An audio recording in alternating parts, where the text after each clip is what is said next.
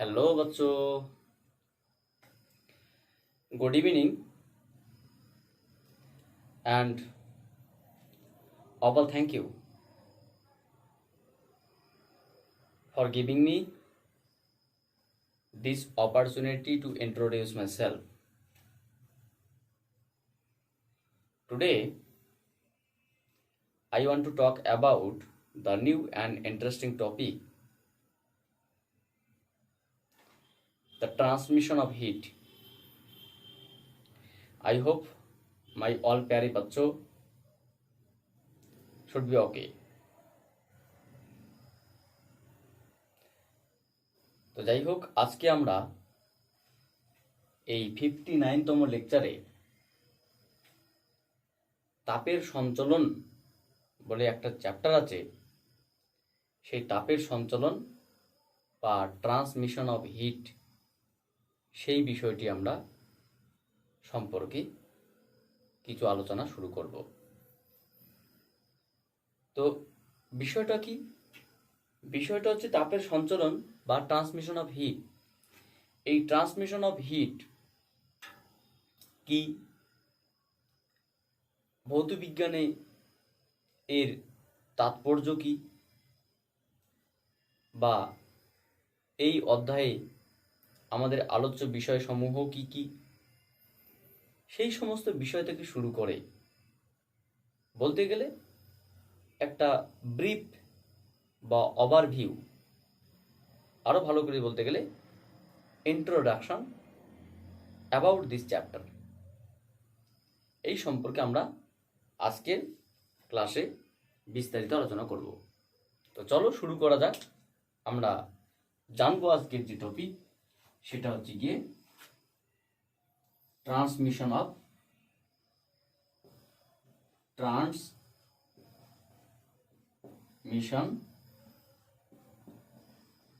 Of heat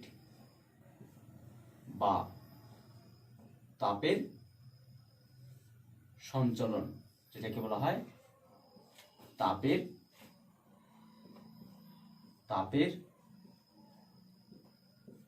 সঞ্চালন। প্রশ্ন হচ্ছে কি স্যার, তাপের সঞ্চালন কি, হ্যাঁ, বা তাপের সঞ্চালন কি?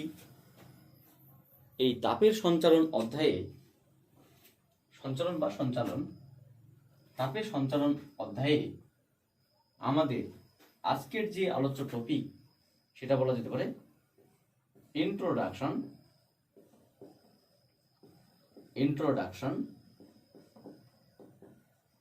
About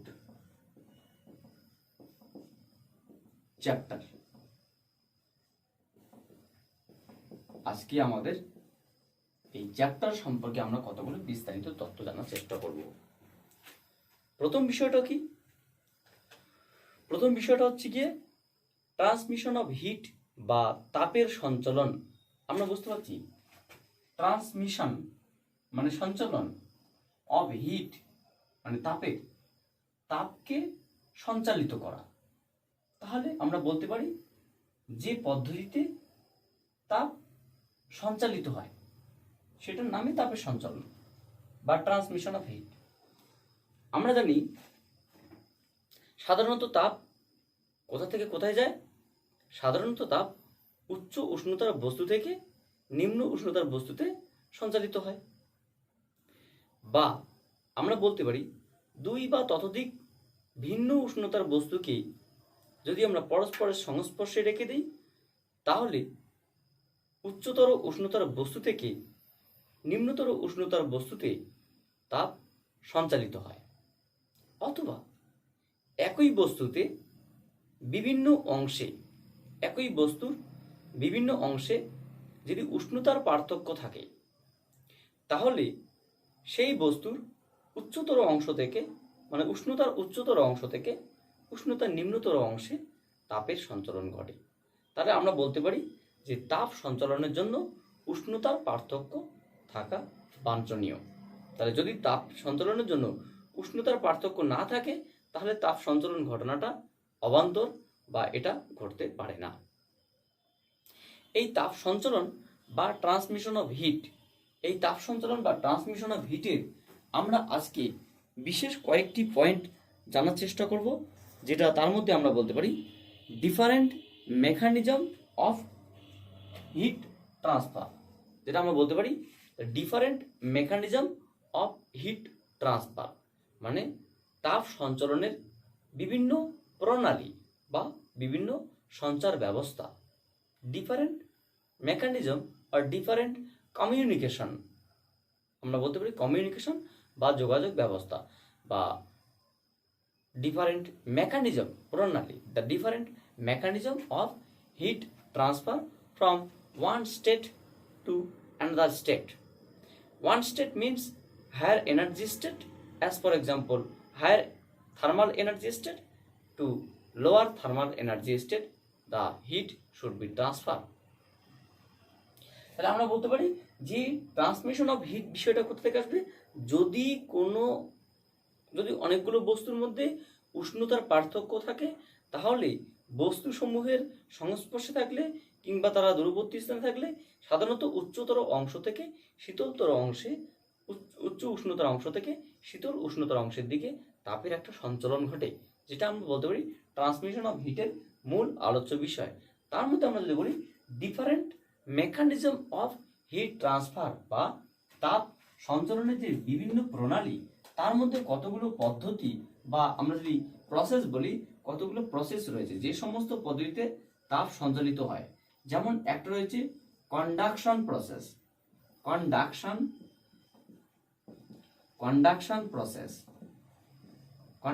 process. তারপর কি আছে কনভেকশন প্রসেস, কনভেকশন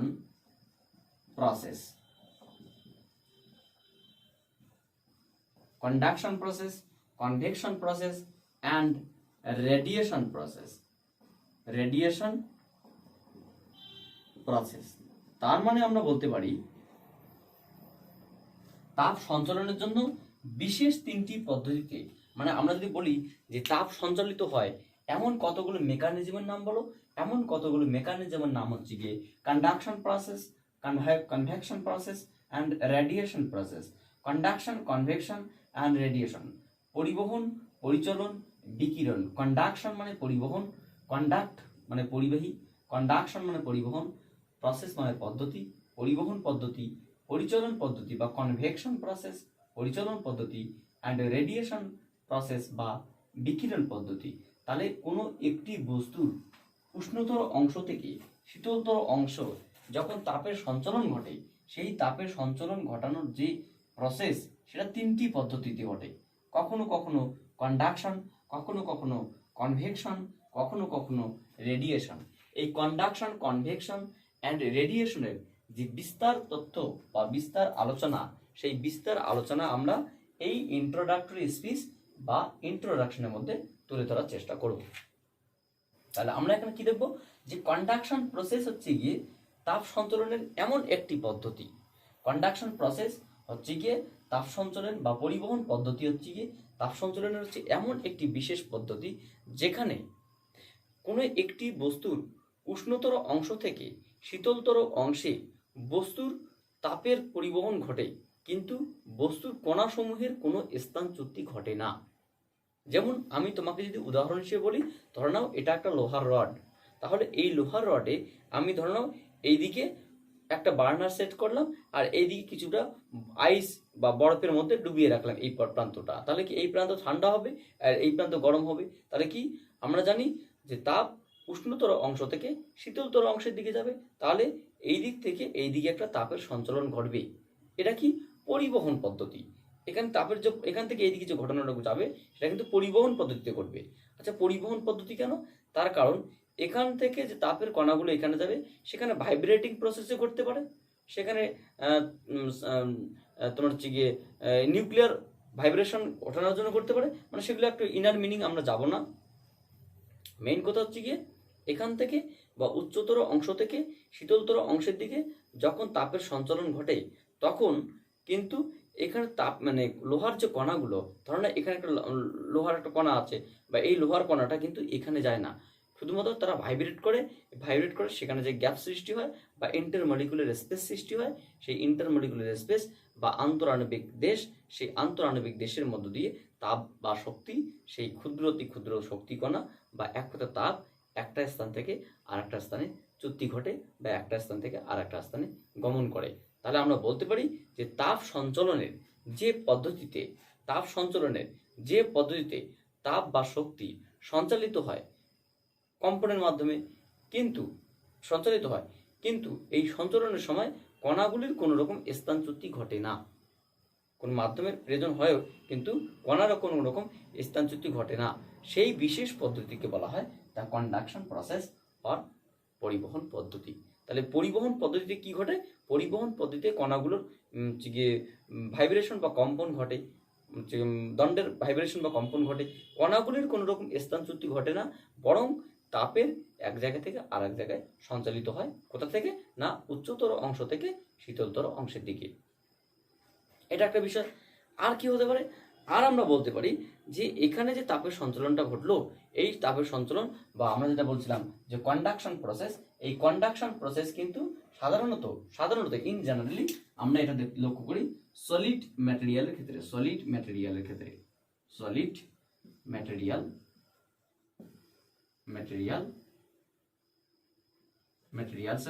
বা কঠিন পদার্থ সমূহের ক্ষেত্রে আমরা এটা লক্ষ্য করতে পারি। যেমন লোহা, তামা, নিকেল, যে সমস্ত কঠিন পদার্থ আছে, কঠিন পদার্থের মধ্য দিয়ে সাধারণত তাপের পরিবহন পদ্ধতিটি সঞ্চালিত হয়। আচ্ছা, পরিচালন পদ্ধতি কি? পরিচালন পদ্ধতি হচ্ছে গিয়ে তাপ পরিবহনের বা তাপ সঞ্চালনের এমন একটি বিশেষ পদ্ধতি, যে পদ্ধতিতে কণাসমূহ উচ্চতর অংশ থেকে শীতলতর অংশের দিকে নিজেই ধাবিত হয় বা নিজেই গমন লাভ করে। তাহলে এটাতে যেমন কণাগুলির কোনো রকম স্থানচ্যুতি ঘটে না, এখানে কিন্তু কণাগুলির স্থানচ্যুতি ঘটে। তাহলে আমরা কি বলতে পারি? কনভেকশন প্রসেস হচ্ছে এমন একটা বিশেষ পদ্ধতি যেখানে যে তাপ বা হিট যে সঞ্চালন ঘটে বা ট্রান্সমিশন ঘটে, সেই ট্রান্সমিশনের সময় কণাগুলি সাধারণত তাপ বস্তুর যে পদার্থের যে কণাগুলি, সেই পদার্থের কণাগুলো উচ্চতর অংশ বা উষ্ণতর অংশ থেকে শীতলতর অংশের দিকে নিজেই ধাবিত হয় বা গমন লাভ করে। আচ্ছা, এটা একটা বিষয় গেল। তাহলে এখানে যে আমি একটা উদাহরণ দেবি, মানে সেই উদাহরণটা কি হবে? আমি তোমাকে বললাম, তোমরা বাড়িতে যে পাত্রের মধ্যে কিছু পরিমাণ জল নিয়ে, তোমরা যে কোনো একটা পাত্রের মধ্যে কিছু পরিমাণ জল নিয়ে সেই জলটাকে গরম করতে স্টার্ট করবে। তাহলে দেখতে পাবে সেই পাত্রটির মধ্যে যখন তুমি জল নিয়ে গরম করবে, তখন দেখতে পাবে পাত্রের নিচের জলগুলো কি আস্তে আস্তে মানে প্রথমত গরম হবে এবং উপরের জলগুলো কিন্তু তুলনামূলকভাবে ঠান্ডা থাকে। কি কারণে? কারণ নিচে মানে আগুনের সংস্পর্শে থাকে বা হিটের সংস্পর্শে থাকে, যার জন্য নিচের জলগুলো তাড়াতাড়ি গরম হয়, কিন্তু উপরের জলগুলো তাড়াতাড়ি গরম হয় না। কিন্তু এই নিচের জলের যে কণাগুলো আছে বা অণুগুলো আছে, সেই অণুগুলো যখন তাপ গ্রহণ করে তখন তারা শক্তি লাভ করে, এবং তারা এতটাই শক্তি লাভ করে তারা নিজেরা ওখানে থাকতে পারে না। ফলে তাদের মধ্যে কি একটা ভাইব্রেশন হয়, তাদের মধ্যে একটা উচ্চতর শক্তি লাভ করে, ফলে তারা নিম্নতর শক্তির দিকে গমন করার চেষ্টা করে, এবং সেই গমনটা তারা ভাইব্রেশন করতে পারে না। যেমন কঠিন পদার্থের মধ্যে যেটা ঘটে বা পরিবহন পদ্ধতি যেটা ঘটে, সেটা করতে পারে না। তারা নিজেরাই এক জায়গা থেকে আরেক জায়গায় স্থানচ্যুতি লাভ করে, এবং স্থানচ্যুতি লাভ করে কি হয় যে তাপটাকে উষ্ণতর অংশ থেকে শীতলতর অংশের দিকে নিয়ে যায়। তাহলে এটা যদি আমাদের একটা পরিচালন পদ্ধতি। যদি আমরা বলি যে ঘরের মধ্যে সাধারণত আমরা দেখব যে ঘরের মধ্যে কখনো কখনো সেই ঘরের উপরের দিকে ছোট ছোট ঘুলঘুলি, যেটাকে বলে ঘুলঘুলি বা ছোট ছোট ফ্যান লাগানো হয়। নিচের দিকে না, কিন্তু ঘরের মধ্যে দেখবে উপরের দিকে ঘরের যে অনেক কোনো ঘরে যাও থাকে, সেই ঘরের উপরের দিকে ছোট ছোট ফ্যান লাগানো। ফ্যান মানে কি? তোমার ইলেকট্রিক ফ্যান না, কেন এমনিতেই। তাহলে ওই ফ্যানগুলোর কাজ কি? ওই ফ্যানগুলোর কাজ হচ্ছে কি, যখন ঘরের মধ্যে অনেকগুলো লোক বাস করে, তখন ঘরের কি হয়? উষ্ণতা বৃদ্ধি পায়। ঘরের উষ্ণতা বৃদ্ধি পেলে কি হয়? ঘরের উষ্ণতা বৃদ্ধি পেলে সেই ঘরের উষ্ণতা যদি বৃদ্ধি পায়, তাহলে বায়ুমণ্ডল হালকা হয়, আর হালকা বায়ুমণ্ডল উপরের দিকে ওঠে, আর উপরে থেকে ভারী বায়ুমণ্ডল নিচের দিকে নামে। ফলে নিচের দিকে বায়ুগুলো ঠান্ডা হয়, মানে হালকা বায়ু হচ্ছে তোমার উপরের দিকে ওঠে, আর উপরে ভারী বায়ু নিচের দিকে নামে। আর উপরের যে হালকা বায়ু থাকে, সেটা সেই ঘুলগুলি দিয়ে বা সেই ফ্যান দিয়ে বাইরের দিকে বেরিয়ে যায়, ফলে ঘরটা ঠান্ডা থাকে। তাহলে আমরা বলতে পারি এই যে প্রসেস, হালকা বায়ু উপরের দিকে ওঠে, তোমার যে শীতল বা যে ভারী বায়ু নিচের দিকে নামে, আবার গরম বা হালকা বায়ু উপরের দিকে ওঠে, এই যে প্রসেস, একটা বায়ুর যে একটা প্রসেস, উপর থেকে নিচের দিকে একটা প্রসেস, বা জলের যে একটা প্রসেস, এই প্রসেসটাকে আমরা বলবো কনভেকশন প্রসেস। আমরা এই কনভেকশন প্রসেসের মাধ্যমে তাপের সঞ্চালন ঘটে। তাহলে তাপের সঞ্চালন যেমন তোমার কন্ডাকশন বা পরিবহন পদ্ধতি ঘটে, তাপের সঞ্চালন তোমার কনভেকশন বা পরিচালন পদ্ধতি ঘটে, এবং রেডিয়েশন বা বিকিরণ পদ্ধতি ঘটে। এটা একটা বিশেষ পদ্ধতি, যে পদ্ধতি আলোচনা করাটা এখানে বলতে গেলে ইন্ট্রোডাকশনে খুব একটা সঠিকভাবে বলা মুশকিল। তাহলে আমরা শুধুমাত্র এটাই বলতে পারি যে তাপ পরিবহনের যে পদ্ধতিতে বা তাপ পরিবহনের যে প্রসেসে, রেডিয়েশন প্রসেস, তাপ পরিবহনের যে পদ্ধতিতে তাপ এক জায়গা থেকে আর এক জায়গায় সঞ্চালিত হওয়ার জন্য অণুরও দরকার পড়ে না, কোনো মাধ্যমেরও দরকার পড়ে না, আর মাধ্যম থাকলে কোনো অসুবিধাও নেই। তাহলে যে পদ্ধতিতে তাপ এক জায়গা থেকে আর এক জায়গায় সঞ্চালিত হয়, সেখানে কোনো রকম তোমার কন্ডাকশন দরকার নেই, অণুর ভাইব্রেশন দরকার নেই, অণুর সঞ্চালন দরকার নেই, অণু থাকলেও কি না থাকলেও কি, মাধ্যম থাকলেও কি না থাকলেও কি, সে একটা জায়গা থেকে আর একটা জায়গায় বিকিরণ লাভ করে, তাকে বলা হয় রেডিয়েশন বা বিকিরণ প্রসেস। যেমন আমরা যদি বলি সূর্য থেকে যে আলো বা তাপ পৃথিবীতে আসে, সেটা কিন্তু রেডিয়েশন প্রসেস বা বিকিরণ পদ্ধতিতে আসে। আর আমরা কি বলতে পারি, রেডিয়েশন প্রসেস একটা ফাস্টার প্রসেস বা অত্যন্ত দ্রুতভাবে ঘটে। কারণ রেডিয়েশন প্রসেসে যে রে বা রশ্মি নির্গত হয়, সেই রে বা রশ্মির ভেলোসিটি অফ লাইট বা আলোর বেগের সমান। কিন্তু এখানে যে প্রসেসগুলো ঘটে অত্যন্ত মন্তর প্রক্রিয়া বা তোমার ধীরগতি সম্পন্ন। এখানে আমরা বলতে পারি কন্ডাকশন প্রসেস সাধারণত কঠিন পদার্থের ক্ষেত্রে লক্ষ্য করা যায়, কনভেকশন প্রসেস সাধারণত এটা কঠিন ক্ষেত্রেও লক্ষ্য করা যায়, স্পেশালি তরলের ক্ষেত্রে ভালো হয়, তরল বা গ্যাসের ক্ষেত্রে, তরল এবং গ্যাসের ক্ষেত্রে। আর রেডিয়েশন প্রসেস কঠিন তরল গ্যাস এটা ইম্পর্টেন্ট না, থাকলেও কি না থাকলেও কি, রেডিয়েশন প্রসেস সাধারণত ভ্যাকিউম মিডিয়া বা শূন্য মাধ্যমেও করতে পারে। তাহলে এই যে তাপের যে একটা সঞ্চালন, ঠিক আছে, এই তাপের সঞ্চালন সম্পর্কে আমরা একটা ছোট্ট একটা ইন্ট্রোডাক্টরি স্পিচ বা কিভাবে ঘটে সেই সমস্ত স্পিচ দেওয়ার চেষ্টা করলাম। আমরা পরবর্তী 60তম লেকচারে এই রেডিয়েশন প্রসেস বা conduction process, convection process and radiation প্রসেসের বিস্তর এদের তুলনামূলক একটা আলোচনা করব। আলোচনা করার পরে আমরা মেইনলি কন্ডাকশন প্রসেস বা পরিবহন পদ্ধতিতে ধাবিত করব, এবং সেই পদ্ধতিতে তাপ কিভাবে একটা জায়গা থেকে আরেকটা জায়গায় সঞ্চালিত হয় সেটা জানবো। তারপরে আমরা কনভেকশন প্রসেসে বা পরিচালন পদ্ধতিতে তাপ কিভাবে সঞ্চালিত হয় সেটা জানবো, এবং ফাইনালি আমরা রেডিয়েশন প্রসেসে তাপের সঞ্চালন জানবো। তারপরে আমরা এই চ্যাপ্টার থেকে রিলিজ করবো। এটাই হচ্ছে কি আমাদের চ্যাপ্টারের আলোচনার বিষয়। So thank you for watching my video and wait for my next class.